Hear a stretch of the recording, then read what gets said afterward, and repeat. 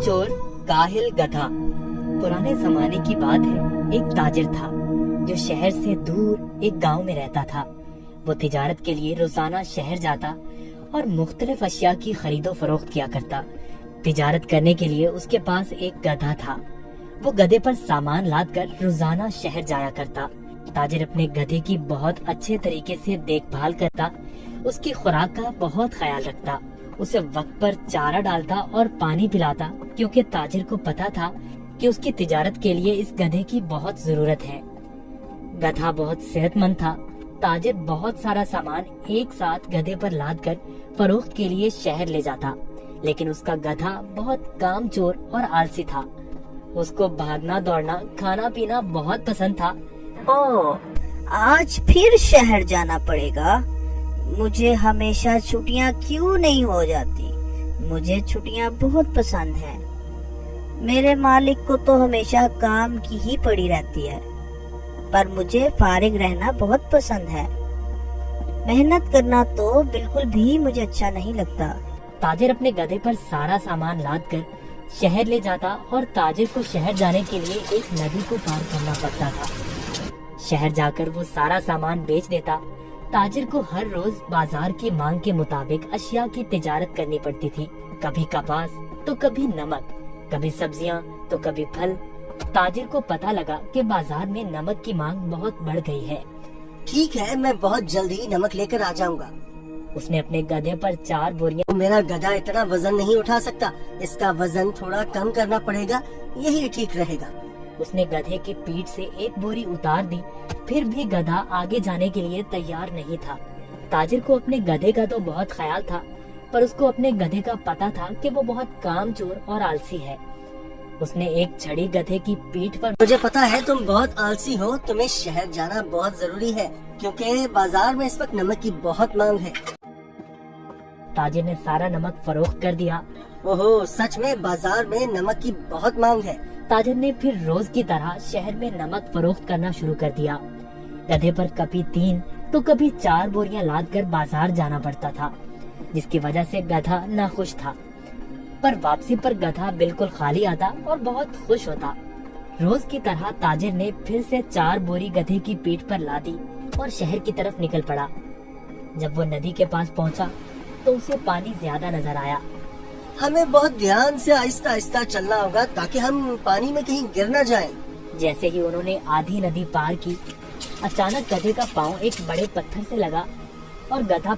ओहो, तुमने ये क्या किया? बोरियां तो अभी भी मेरी पीठ पर हैं, लेकिन मुझे इतना वजन महसूस नहीं हो रहा।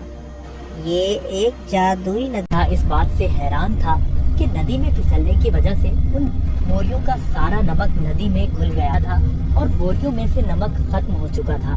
इसकी वजह से गधे को वजन महसूस नहीं हो रहा था, क्योंकि बोरियों में नमक बचा ही नहीं था, सब खत्म हो चुका था। ओहो, मेरी सारी मेहनत जाया हो गई। अब मैं शहर जाकर क्या करूँगा? सारा नमक तो बह गया है। शुक्र है खुदा का, मेरा गधा तो सही सलामत है। गधे को कुछ नहीं हुआ। अब शहर जाने का कोई फायदा नहीं, मुझे अब घर जाना चाहिए। वाह, कोई वजन भी नहीं और काम भी नहीं, ये तो कमाल की नदी है। फिर अगले दिन ताजिर ने 4 बोरियां गधे की पीठ पर लाद दी और शहर की तरफ निकल पड़ा।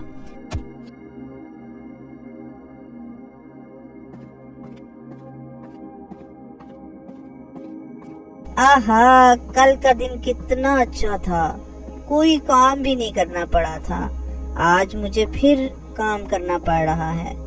ठीक है, आज फिर से मैं आलसीपन दिखाता हूँ और अपना वजन कम करता हूँ। फिर तो मैं नदी से ही घर वापस जा सकता हूँ, कल की तरह।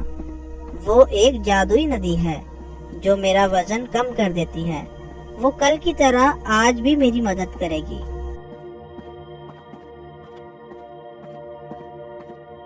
ताजिर उस दिन गधे की चालाकी से बिल्कुल बेखबर था। रोज की तरह ताजिर अपने गधे के साथ इस नदी के पास पहुंचा तो गधा ताजिर से पहले ही इस नदी की तरफ जाने लगा। ताजिर लेकिन बहुत देर हो चुकी थी। बोरियों का सारा नमक नदी में घुल गया। गधे को अब कोई वजन महसूस नहीं हो रहा था। वाह, ये हुई ना बात, कोई वजन भी नहीं और काम भी नहीं। ये दोबारा कैसे? जरा सोचता हूँ ये जानबूझकर मेरे साथ कहीं चालाकी तो नहीं कर रहा। ओ काहिल गधे, मैंने तुम्हारा इतना ख्याल रखा और तुमने मेरे साथ क्या किया। इसे घर वापस ले जाता हूँ, मुझे पता है। अब देखो मैं तुम्हें कैसे सबक सिखाता हूँ।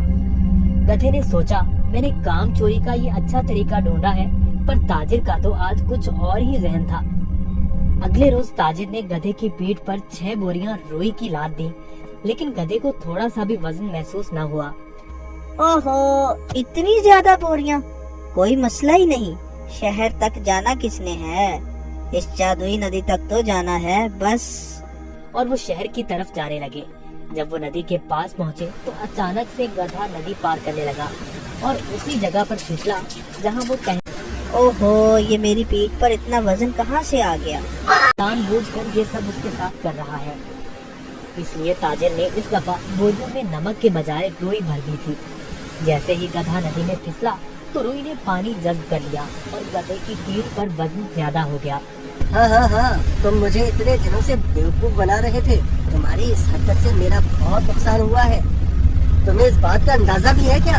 अब तुम इसी तरह बोरियों के साथ घिल जाओगे। गधे को उन बोरियों के साथ ही घर आना पड़ा। इस तरह गधे ने अपना सबक सीख लिया और उस दिन के बाद गधे ने कभी नदी में फिसलने की हिम्मत न की। इसलिए नतीजा जैसा करोगे वैसा भरोगे। अगर आपको हमारी वीडियोस अच्छी लगी हो तो इसको लाइक करें, शेयर करें और हमारे चैनल को सब्सक्राइब करें। शुक्रिया।